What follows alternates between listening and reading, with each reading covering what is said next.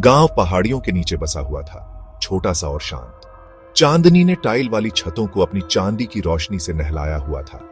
हवा में ठंडक थी जो पुराने पेड़ों के पत्तों से सरसराहट करती हुई गुजर रही थी।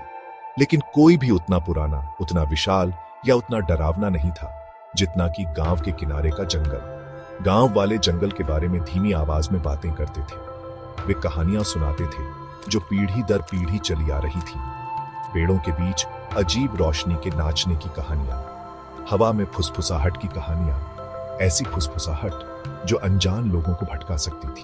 कुछ गांव वालों ने पेड़ों के बीच आकृतियों को चलते हुए देखा था, ऐसी आकृतियां जो पास आने पर गायब हो जाती थी। दूसरों ने एक अप्राकृतिक सन्नाटे के बारे में बताया जो जंगल पर छा जाता था, एक ऐसा सन्नाटा जो कानों पर भारी और बेचैन करने वाला होता था। सूरज के डूबने के बाद जब आसमान नारंगी और बैंगनी रंग में रंग जाता था, कोई भी रात में जंगल में जाने की हिम्मत नहीं करता था। रात का जंगल परछाइयों का, फुसफुसाहटों का, उन रहस्यों का था जिन्हें चांदनी पूरी तरह से रोशन नहीं कर पाती थी। सुमिता गांव वालों की कहानियां सुनती और उसके होठों पर एक मुस्कान खेलती। वह जीवन भर गांव में रही थी, अनगिनत बार कहानियां सुनी थी, फिर भी उसने उन रहस्यों का कोई सबूत नहीं देखा था जिनके बारे में वे बात करते थे।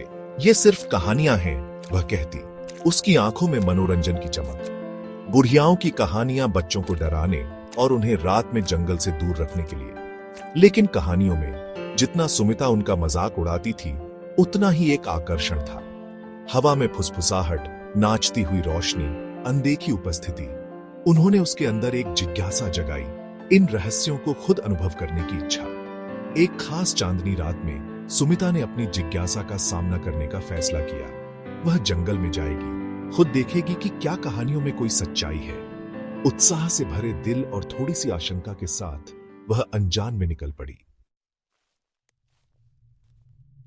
जैसे ही सुमिता उस रेखा को पार करके जहां गांव खत्म होता था और जंगल शुरू होता था, हवा ठंडी होती गई। गांव में इतनी तेज चांदनी घने पत्तों से छनकर धुंधली लग रही थी। परछाई उसके पैरों के चारों ओर नाच रही थी, हर कदम के साथ लंबी और बदलती हुई। गांव की जानी पहचानी आवाजें, कुत्तों का भौंकना, परिवारों की दूर की बातचीत पृष्ठभूमि में धुंधली हो गई। उनकी जगह पत्तों की सरसराहट और झींगुरों की चहचहाहट ने ले ली। जंगली फूलों की खुशबू मीठी और मदहोश करने वाली हवा में भर गई, गीली मिट्टी की सुगंध के साथ मिल गई। जैसे जैसे सुमिता आगे बढ़ती गई, जंगल उस पर हावी होता गया। पेड़ ऊंचे होते गए, उनकी शाखाएं ऊपर की ओर आपस में जुड़कर एक मोटी, लगभग अभेद्य छत बना रही थी। हवा भारी और स्थिर लटकी हुई थी, मानो जंगल खुद अपनी सांस रोक रहा हो, उसकी हरकत को देख रहा हो। सुमिता अपने दिल की धड़कन तेज महसूस कर सकती थी। उसकी इंद्रियां हाई अलर्ट पर थी। उसने खुद से कहा कि यह उत्साह था, अनजान का रोमांच, लेकिन मन ही मन शक की एक किरण रेंगती रही। क्या होगा अगर कहानियां सच थीं? भाग 4, परछाइयों में एक उपस्थिति। आगे का रास्ता चांदनी में बमुश्किल दिखाई देता था, एक समाशोधन की ओर जाता था। बीच में एक मंदिर के खंडहर थे जो कभी एक मंदिर रहा होगा। लताएं और बेलें पुराने पत्थरों पर रेंग रही थीं। हर गुजरते साल के साथ उनकी पकड़ मजबूत होती जा रही थी। उम्र का एहसास, भूली हुई कहानियों और प्राचीन रहस्यों का हवा में व्याप्त था। जैसे ही सुमिता खंडहर के पास पहुंची, उसने माहौल में बदलाव महसूस किया। हवा ठंडी हो गई, जिससे उसकी रीढ़ में कंपी दौड़ गई। पत्तों की सरसराहट बंद हो गई, उसकी जगह एक अजीब सन्नाटा छा गया। वह अपनी ओर टकटकी लगाए आंखें महसूस कर सकती थी। उसे परछाइयों से देख रही थी जो समाशोधन के किनारों से चिपकी हुई थी। फिर उसने उसे देखा, एक बूढ़ी औरत जिसका चेहरा समय बीतने के साथ खुदा हुआ था, खंडहरों के बीच बैठी थी। उसकी गहरी और जानकार आंखें सुमिता की निगाहों से मिली और युवा लड़की पर शांति की भावना छा गई। यह कोई साधारण महिला नहीं थी, सुमिता ने महसूस किया। यह जंगल के रहस्यों की संरक्षक थी। भाग 5, रहस्यों की संरक्षक।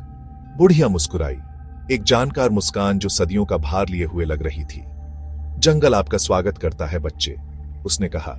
उसकी आवाज कर्कश लेकिन कोमल थी। बहुत समय हो गया है जब कोई आत्मा आपके जैसे शुद्ध हृदय के साथ इतनी गहराई में भटकी है। सुमिता खुद को बुढ़िया की उपस्थिति की ओर आकर्षित पाया। वह उसके बगल में बैठ गई, उसके रहस्यों को सुनने के लिए उत्सुक। बुढ़िया ने जंगल के जादू के बारे में बताया, खोए हुए लोगों को ठीक करने और उनका मार्गदर्शन करने की उसकी क्षमता के बारे में। लेकिन जंगल में खतरे भी हैं, उसने चेतावनी दी। उसकी आवाज गंभीर हो गई। इन जंगलों के भीतर एक ऐसी शक्ति है जो भय और संदेह का शिकार करती है। यह शक्ति और ज्ञान के वादे फुसफुसाती है, कमजोर दिल वालों को लुभाती है।